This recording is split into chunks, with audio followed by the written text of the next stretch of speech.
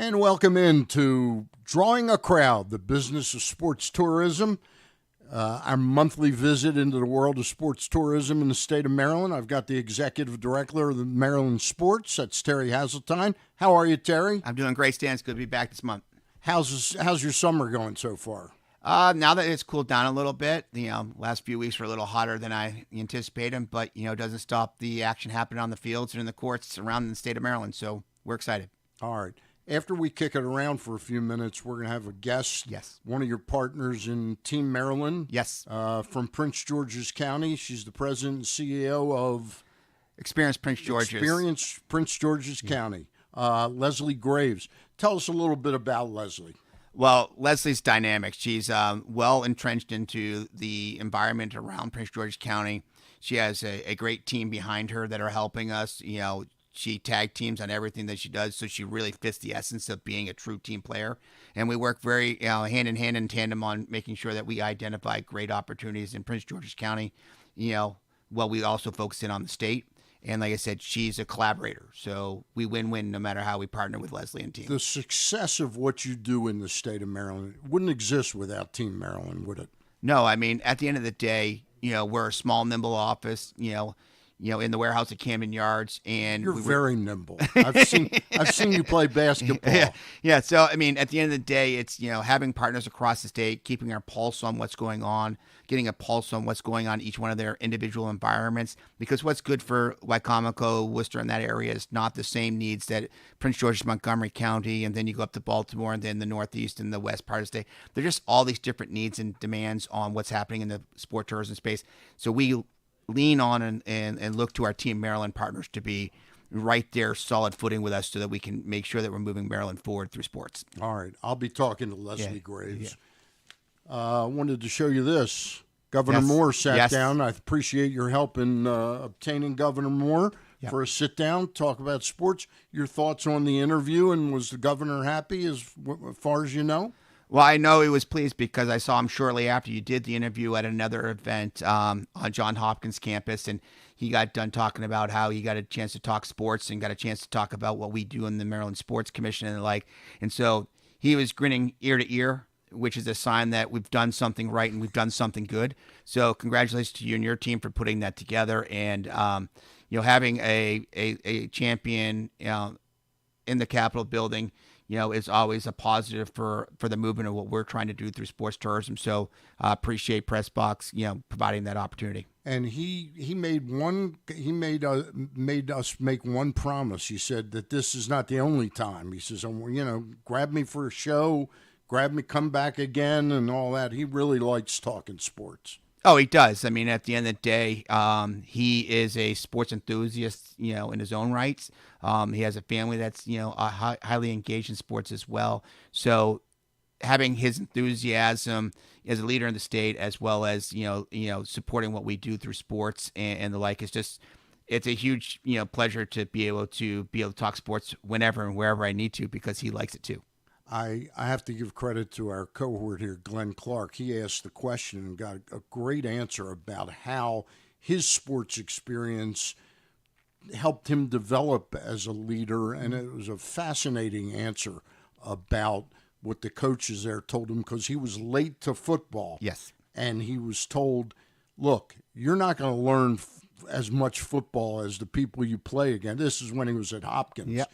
The people that played since Pee Wee and high school football, but you can outwork them. Yes. And I found that to be a fascinating answer. Well, it goes back to, at the end of the day, it's a fabric of what we do at the Maryland Sports Commission too, is, work ethic, drive, determination, motivation. It's amazing what can happen if you have all those things in place. And, I think we're proven, now not only in the state of Maryland, but also, nationally, internationally as, one of the, forethought leaders in the sports, tourism industry. And then, you put someone who also has the same mindset and mentality, and out there, who's out in front of everybody every single day, it just makes, two things click really well. And I know you did, I kiddingly said that, but you played basketball, so you had a passion for sports. Does that passion carry over into sports business and selling, what we have to offer in Maryland? Well, yeah, I mean, going back to even what you alluded to and with Governor Moore is, it created a work ethic. It created something that became a natural part of my fabric. I mean, I'm the youngest of four boys. My dad was a coach, so we understood the value of team. We understood the value of camaraderie. Understood the value of everyone can move this boat, forward together kind of mentality. And so, yeah, being a ball player, growing up, does it translate into the business world? Absolutely, every day and every moment. I mean, I wouldn't be behind this microphone talking to you if I didn't have the courage. That's something I learned to be able to be a leader and to be out in front of things, today if it weren't for sports. All right. Let's tackle a few issues before I talk to Leslie Graves from Prince George's County. The All-Star game was just played this past week or so in Arlington, Texas. It hasn't been to Baltimore since 1993, the second year of Camden Yards. There were all kinds of articles, I have to laugh now, the day after saying, this is the most amazing place. The game should be played here every year. And now we're, 31, 32 years later, we haven't seen one. Is the Rubenstein Group going to make an all-court press to try and get the game here? I know it's taken in 25 and 26 is in Philadelphia. That's locked in. Mm-hmm. But 27, 28, do you think there's a good chance that Baltimore will host the All-Star game? Well, I like you, reading the press. I know that the organization and through the leadership of the O's has made overtures to the league of significant interest. This is the new ownership. The new ownership of the team have made significant overtures to the league that we're extremely interested. And we're going to obviously, like anything, we have to follow the team's lead because they're the part of the Major League Baseball.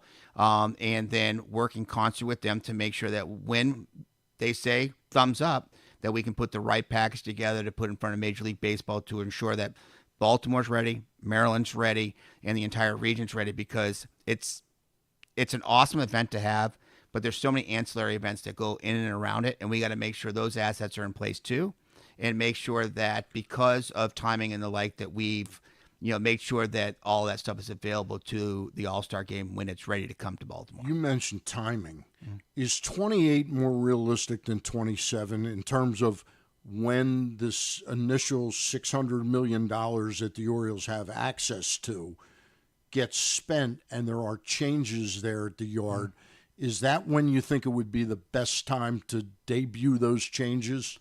Yeah, I mean, obviously outside of my purview of responsibility, but the ball is starting to get rolling on, strategically designing, looking at, opportunities, about what modifications look right and those type of things. So that stuff is starting to happen. So does 28 look more realistic? In my humble opinion, it does, because you're looking at some of the stuff that's going to take some time. You got to get the right projects identified and then figure out the scope of work that has to happen in order to make those things happen. But at the end of the day, if the team and, the leadership of the state and the city feel that we're ready in 27, we're willing to raise our hand. Okay. I mean, obviously from the Maryland Sports Commission, we're going to be here to support the efforts of our leadership. We're going to be here to support the team when they raise their hand for that opportunity. And same thing we would do for the Ravens if they want to pursue an activity. Would you get involved once they get the game, or would you be involved in helping the Orioles prepare the presentation to Major League Baseball? Hopefully we're asked to be a part of the presentation to showcase not only the ballpark, but I think also to showcase the city and the the developments that are happening, and press box and the role and responsibility it plays in the media market, and the other assets that go along with not just the ball game and the home run derby and those, but the ancillary sites. So working in concert with the city and the state and our partners at Visit Baltimore and the like to ensure that a full package of great opportunities delivered and the ballpark gets a chance to really shine at its best. I've spent a lot of hot days and nights at Camden Yards. The 1993 All-Star Game had to be the most miserable Baltimore summer weather that night. It was just absolutely awful. God awful. But it's an all-star game. It's an all-star game. It's an all-star game, and if I am quoting you correctly, Stan, the people after the fact said it should be here every single year because of what we put on. So let's set the standard again, deliver a world-class all-star game when the opportunity presents itself, and create a case for why it should be in a natural rotation to be in Baltimore. Not every year, because it's got to be shared, but in a relative like the rotation. Army-Navy game, like every 10 years or Exactly. something like that. Yeah. So how do we become part of the natural rotation? All right. Let's dig into a couple events that are more closer on the docket. You got a couple soccer matches coming up. You've got the one in Annapolis between Crystal Palace and the Wolverhampton team called the Wolves. Yeah. That's July 31st at Navy Marine Corps Stadium. Yep, and we're I always working want to say Army Navy Marine Corps Stadium. Yeah, it's a great facility. The Naval Academy's done a great job with the facility. We're working with Elite Promotions, who is the promoter of Mike Libber and his team, in delivering that. We were able to supply some grant resources because we're taking a synthetic facility over to natural grass, and that doesn't happen overnight and or cheaply. Yep. And right now, please get on to the Elite Promotion site, the Naval Academy ticket office, and tickets are still available. Tickets are still available, but they're moving, in a nice direction. So it's a great venue to watch a soccer match. I'm telling you right now. It's a perfect size. Perfect size, great atmosphere. You're right there in Annapolis. So matches at 8. Get down there early. Bring a little tailgate, or hit the pubs, or hit the Annapolis, scene and check it all out. And it's going to be a great matchup between two English Premier League teams, here on Maryland soil. I'll give Navy football a plug. Do you go to some of the games? I do. Yeah. That's a great event to go to. Oh, yeah. The atmosphere there, the alumni groups, and, watching all the people who have served our country in different capacities, all there. The camaraderie and the tradition there is just, second to none. All right. Now, the other soccer match is going to take place down at M&T Bank Stadium, the home of the Baltimore Ravens. How complicated was that? That's August 6th, and that is between FC Barcelona and AC Milan. Yeah. How complicated was that with the football season, the preseason games just starting around then? Was it complicated? Well, I leave that up to AEG, who's the event promoter, along with Legends, as well as the Ravens, are really at the core of putting it all together. But I think with the construction that's happening during this offseason, the transition from the construction over to now getting it ready for the preseason, there's some just natural nuancey things that happen in the production life that probably made it a little bit easier, because you got all these people on site. You're transitioning to get it ready for the NFL season. The biggest change that's happening, is they're going to put in the natural grass around the perimeter, because it's already a natural grass facility. And that's something we've done before for previous matches. So it should be a pretty simple conversion. I'm not saying it's easy. Seamless. And, between, AEG, Legends, and the Ravens, I think the team is, ready to really put on a really great showcase for the city of Baltimore. M&T Bank Stadium, and some of the new amenities that were worked on during this offseason will be open as well. How are tickets selling to that? Again, another match that's selling really well. You have obviously two high-profile teams. In the next week or so, we're going to hear about certain athletes that might be coming into town, now that, COPE is over, now that the Euros are over, and some of these people are joining their clubs again. So we're really excited about the potential of some of the athletes that are going to be on the field that night. And I think it's going to be electric. I mean, again, get on the Ravens ticket site, check it out. And like I said, tickets are still available, but if you want the best seats, you better get on soon. All right. And a lot of people, soccer matches historically, they bring a lot of tourism. It's not people from, I'm not saying there's anything wrong with people from Glen Burnie or Middle River coming over to watch a soccer game, but historically you get a lot of people travel in for this. Oh, significant. I mean, you're talking about, clubs that have followings all over the globe. They're in the region, so people coming all the way up from, the Carolinas, down from New England, as, far west out of Chicago and that area, coming in because of the clubs that are playing in market. We had the same thing happen in Annapolis. So, yeah, international soccer in the States, and with the infusion of the World Cup coming in the next couple years, more and more teams are going to hit the market. More and more fans are going to want to see the stadiums that these teams are playing in. So it's an important market, especially between now and 2026. All right.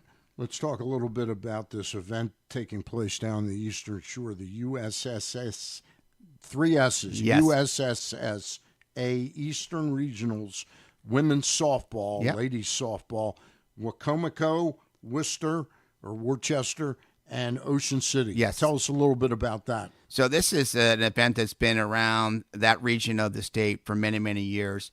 We've had the good fortune to work with all three of those partners in creating the Mid-Atlantic Amateur Sports Alliance to coalesce their resources under one umbrella to ensure that Wicomico, Worcester, and Ocean City are collaborating on delivering 100+ teams per week for 3 weeks. In girls softball. 100+ teams a week for 3 weeks. For 3 weeks. So we're talking in excess. That's a lot of people. Yeah, we're talking in excess of close to 400 teams coming in over the course of that 3-week period of time. And which teams means are the players and families sometimes. Oh yeah, I mean it's huge. And what's really exciting about the event is not only is it really quality softball being played by the kids, but you're starting to see everybody really build around the fact that you're coming to the Lower Eastern Shore. You got the beach right there. They're adding days onto their travel and making a mini vacation, but it's anchored by a sports tourism related activity that's helping us grow the economy on the Lower Eastern Shore.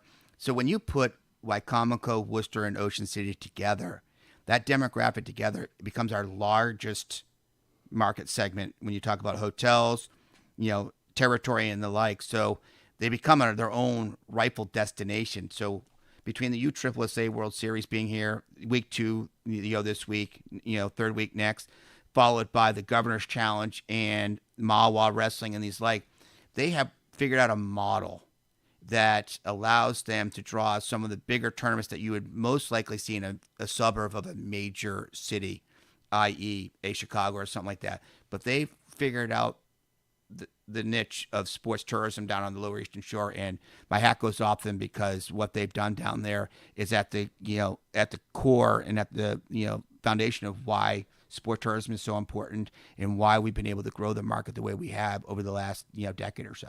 All right. Got one more thing I want to talk to you about, get an early plug in for it. Tell us about this year's 5-star event out there at Jeff and team, Jeff and Marissa and team are really plugging away at putting that together again this year. A lot of our sponsors have joined. We're out a lot earlier this year with tickets, hospitality package, and and everything's moving along really well on that. Is this going to be the fourth year? Fourth year. And we're really excited about the potential. The nice part about the Olympics happening this summer, there's going to be some energy around some of the U.S. riders, coming off the Olympics as well as some of the international riders. And we're really excited that this is starting to take hold as a tentpole event in the state of Maryland every October. And we're really proud of the product that's being produced by the Sport and Entertainment Corporation of Maryland, which is our nonprofit arm that owns the rights to the Maryland 5-star. And I have to, a little plug, our partners up in Cecil County, our partners at DNR, our partners, on our advisory committee, they're the ones that help make this tick. They're the ones that help us identify some of the resources, help us identify some of the, working capital that we need not only from dollars, but also from people. When you go to a rural market, sometimes the bandwidth of volunteer base isn't as big as you might be in a more suburban type market. So kudos to our partners that help us make it come together because it's a team effort. It really is. And Jeff and Marissa and team really do a heavy lift to make something really magical happen. Do you have the dates of this year? It's 14th through the 17th. Okay. Of September? Of October. October, right. Okay. It's that Wednesday through Sunday of that middle week of October. All right. And I'm ashamed that I don't have the exact dates in front of me. Stan, I should know that. Okay. Top of my head. Tell us a little bit about, and if Griffin, if you can look that up, that would be great. But can you tell us a little bit about the numbers, how the thing has grown over the 3 years prior and where it's trending? Yeah. Because I've been to all three, and my eyeballs tell me that it really has grown nicely. Yeah, it's grown. So the dates are October 17 through 20. So I was getting there as I started eliminating dates in my head. So October 17 through 20. So to answer your question, so every year we've grown about 8.5% to 10% growth, which is kind of what you projected to see when we first got into this. So we went from just around 20 to the mid-20s to just shy of 30. This year, if everything goes well, we'll be somewhere in the mid-30s. And then year 5 is where I think the 50,000, the lid 40, comes really 40 comes to off, then you get up 50,000. into that 45, 50,000, and that's always what we've been our trajectory has always been aiming for. What I found, and you and I saw each other out there, Yeah. and I saw Craig Thompson Yeah. out there as well, the head of the Maryland Stadium Authority. But is the new places that are being created each year Mm-hmm.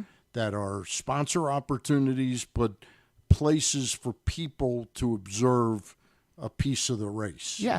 I mean, if you look I mean, at an event like this is not like watching a football game or a baseball game. No. Because you only see when you're at the event, but you experience to have those horses jumping up like 200 feet from you, Yeah. right by you as you're sipping a pina colada or something like that. It's really, it's really quite remarkable. Yeah, I mean it's amazing. You got men and women competing equally. You have the horses just do some amazing things. I mean, they jump things that you and I wouldn't even climb with a ladder. It's absolutely spectacular, and it's graceful, and it's the rider and the horse working in symmetry together. But when you come out on cross country day, it's the day you talk. It's like golf. There are almost 20 jumps. And then you find the place that you want to anchor down, and you get to see these graceful, majestic horses and riders going over these jumps through water, up and over the top, with blind landings on some cases where they're jumping over the top of them, and the horse has no clue what's on the other side. Right. It's going to be water, ground, They have to whatever. have trust in. They have to have trust that the rider is not putting him in harm's way. So you see that, and then you see the grace of dressage on day one, and then you see the agility of show jumping on day three. You put that all together in a same horse, same rider all 3 days. It's really a feat to be seen. It should be on everybody's bucket list to get out there. It's a great fall festival, and equestrian is at the base of it. So if this were like the State of the Union, the state of sports tourism in the state of Maryland is strong. thriving. Is thriving right It's now. thriving. It's strong. The leadership at the Stadium Authority Board of Directors has been nothing but great, cheerleaders on making sure that we continue to put the tools and the resources in the right place to ensure that Maryland is, front of mind when decision makers have to make impactful decisions about where they're going to place their event. And Maryland's right there at the forefront. All right. One last thing, reminder to people, the Bike Classic is not happening this year because I think it really was, it's a tough decision, but it was the right decision in lieu of resources with the bridge collapse and everything, but it'll be back next year. And with a women's race. With a women's race. Yes, so we are adamant that when the race comes back in 25, and the key there is when the race comes back in 25, that there will be a like women's over Labor Day, right? Labor Day weekend. But we are doing some things in the community this year that are synonymous with the Cycling Classic. We will be visiting several schools. Oh, very cool. Bringing in some riders and doing some safety and some bike giveaways, as well as joining in with some of our other partners in the cycling community to help elevate and boost some of their events and making sure that the cycling community knows that we appreciate them. And we realize that the race being here is a tough swallow for a lot of people. However, if we stay connected and we stay together and build it, the event will come back really strong in 25, and we'll have both men and women competing at the highest level on Baltimore and Maryland soil. All right. I promised before, earlier, I had a chance to talk to Leslie Graves of Prince George's County. Yeah, she's with Experience Prince George's. Experience Prince George's County. My apologies. Yep. Take a listen. So, Leslie, tell us a little bit about Experience Prince George's County. Yeah, sure. Certainly, Stan. Thank you for having me on today. Really It's a pleasure excited to have you. Yes, we're excited to be here to talk about Prince George's and the experiences that we offer. So thank you.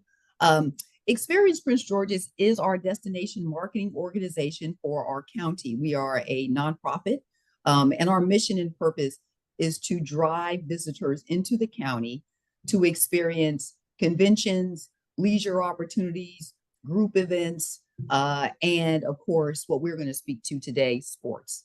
So at the end of the day, our role is to bring as many visitors here to enjoy all of the offerings we have across the board.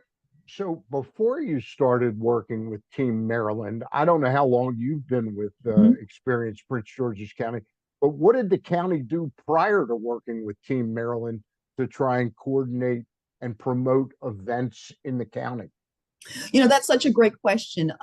I came to Experience Prince George's in 2019 and had the wonderful opportunity of getting the job and then having COVID hit.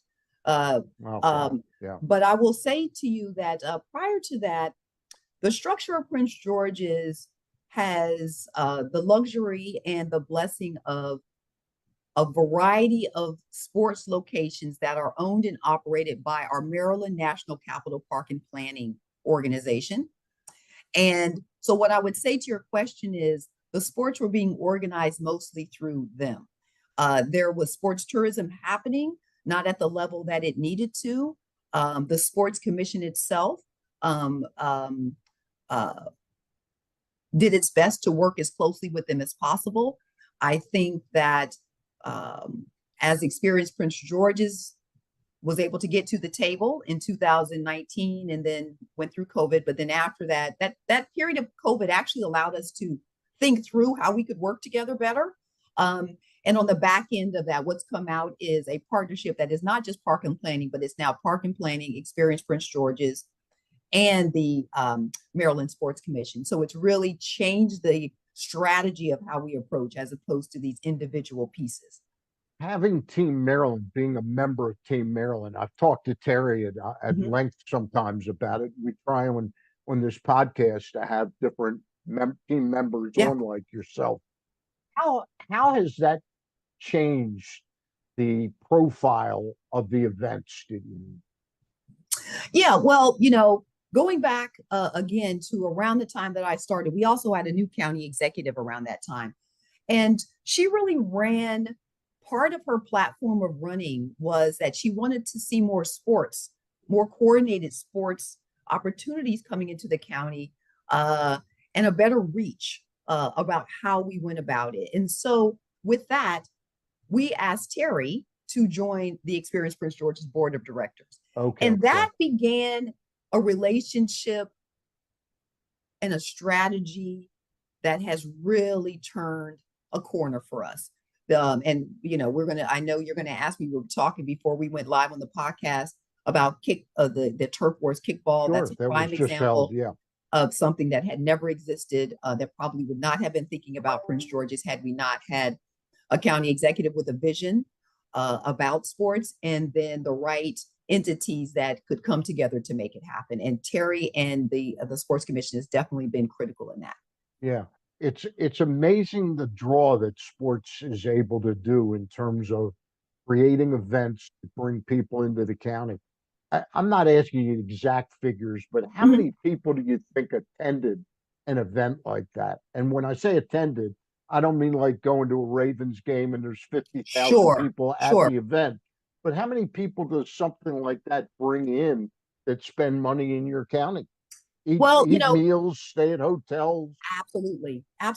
Well, I can tell you that one of the things that we do as Experience Prince George is working with the Sports Commission is we do, after these events, pull together the economic impact.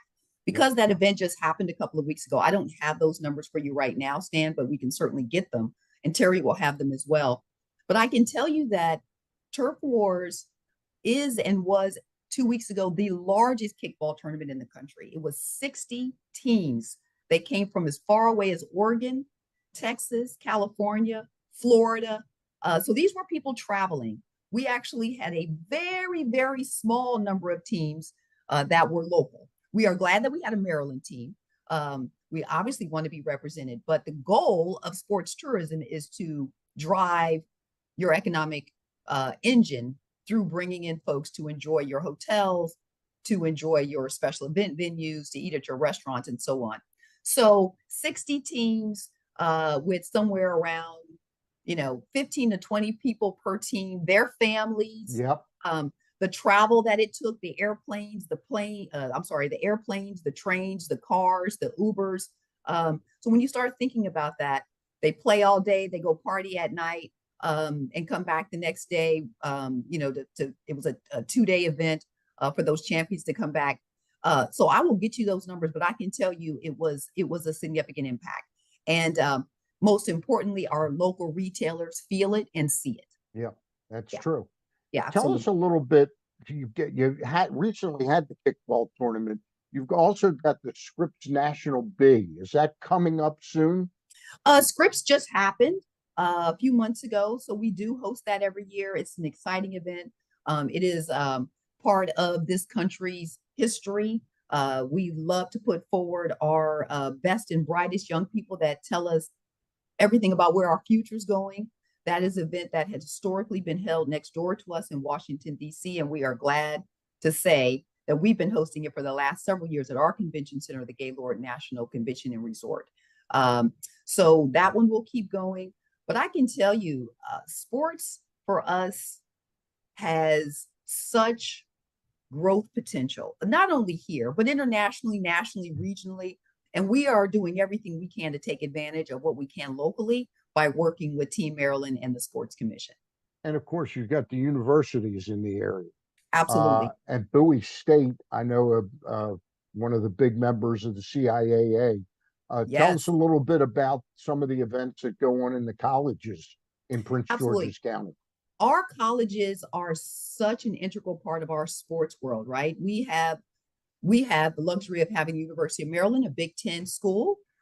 So we see everything from NC2A regional baseball happening there to the big, large basketball games that take place. Of course, as you just mentioned, Bowie State with its CIAA tournaments. We were initially looking at basketball. Since basketball came just after COVID, we've now secured track and field, softball, baseball, volleyball. And what this means is the hotels in the city of Bowie are loving this, right? These are pieces of business that Experience Prince George's, by its very nature and its purpose, ensures that those entities who want to bring their sports events to our county utilize our facilities, our assets. So we don't really I don't want to say this in a mean way, but the idea is don't go stay in DC and host your event here, Yeah, right? We don't, you that's can not say the that on idea. this. Yeah. Perfect. Because I love DC, but our our mission and our job is to keep the economic impact here. And I think our team has done a great job with these particular events that you're talking about. And I can tell you, it is a bit of a challenge because historically that's not how those teams operated. They were, the coaches would stay where they could stay. They'd get the teams as close as possible. But all of the other folks who work, whether they be the athletic directors or the medical staff, they just sort of stayed where they wanted to. I think we've done a great job in organizing that and helping them understanding the strategy. Because I'll say this: the economic impact information that you asked me about is not just important for us to know as a community, as a state or as a county. It is critically important for that sporting event to know as it gets ready to look at its next year, and whether they come back to us or want to go to another county or another state. Part of what you have to explain is what your impact is. These are heavy lifts. So if you want to have somebody host you, part of what people want to know is what's in it for me? Yeah. What's in it for my county? And the taxes are where it's at. So it's been something that we've worked hard at. As we explain that to them, they're much more willing and able to sort of work within the framework, and it's really evolved into what I think is a tremendous growth opportunity and economic impact for us. Okay, one last question for you. Mhm. Do the counties work together? The team members work together? Do you find that there are some overlapping things that you can do for one county and others can do for you? Yeah, that's a great question, and that's what Team Maryland is all about. And I give so much praise, for lack of a different word, to Terry. I'm so in awe of his leadership. Terry has pulled together Team Maryland. It takes all 26 jurisdictions around the state, and it allows us to travel together. It allows us to understand what facilities each of us has, and we absolutely leverage each other. If it can't be in Prince George's, I wanted to stay in the state of Maryland. So I will then say, hey, if I don't have the facility, can you go to Montgomery County? If they don't have the facility, can you look at Howard? If Howard doesn't have the facility, can you look at Ocean City? We will continue Baltimore, and it goes on and on and on, because if the state wins, we all win. And so absolutely, we work together to do that. We travel to shows together. We carry each other's materials. If Experience Prince George's can't make it to a particular show, I am very comfortable and confident that all of my colleagues that are in that booth are still going to talk about the University of Maryland. They're going to talk about Prince George's Community College. They're going to talk about Bowie State. They're going to talk about the Showplace Arena and all of the other facilities that we have here. Hey, I really appreciate your coming on to explain a little bit about what experience Prince Absolutely. George's County is like. And we have something in common. I'm in awe of Terry Hasseltine too. Oh, yes. How can you not be? He's Uh, great, isn't he, Stan? Don't tell hey, we won't tell him that though. We won't tell him. hey, great meeting you, and I'll look forward to talking to you again in the future. Absolutely. And I'll get you that economic impact. Thanks, Stan. Thanks for having me. Thank you. And that was Leslie Graves, the president and CEO of Experience Prince George's County, and we thank her for her time. Terry, I know you work with her, and she sounds great. She's a phenomenal person, and we're very fortunate to partner with her down there in Prince George's County. But not only Prince George, she also is an ambassador for the state of Maryland in a big way. All right. We're going to try and highlight different partners, not necessarily every one of these podcasts, but we'll intersperse them. Absolutely. Great discussion today. We talked about the All-Star game, the possibility of it, maybe 2028, somewhere in that neighborhood. We talked about the upcoming soccer matches. Tell us the dates again and who's playing. Absolutely. So you have on July 31st down at Navy Marine Corps Stadium in Annapolis, you have Crystal Palace and the Wolves.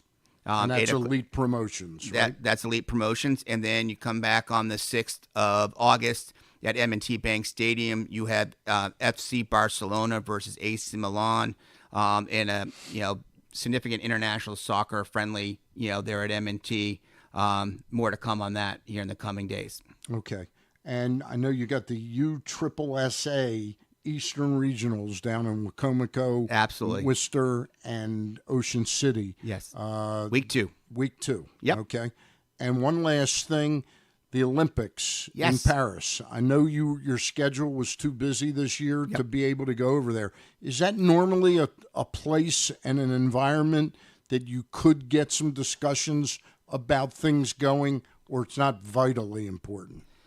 I would say it's vitally important. What's really great about the Olympics and having the opportunity to be there is the fact that we host 2 major events in Maryland that are Olympic oriented, in the Maryland 5-Star and then the Maryland Cycling Classic. So having a chance to talk to the leadership of the various nations that are associated with those sports, and also building camaraderie with the international and the domestic governing bodies, is always a huge opportunity there. And then, in a couple other venues, you might get the chance to rub elbows with, some of the leadership on maybe the Rugby World Cup, which is coming to the United States in 31 and 33. You might get a chance to meet the leadership there. So it is a good place. Is it vital? No, because of the things that we do year round around those sports that we're in their environment on a regular basis. It's a nicety, but not a must-have. All right. Great discussion today, as always. Again, Great it's drawing a crowd, the business of sports tourism.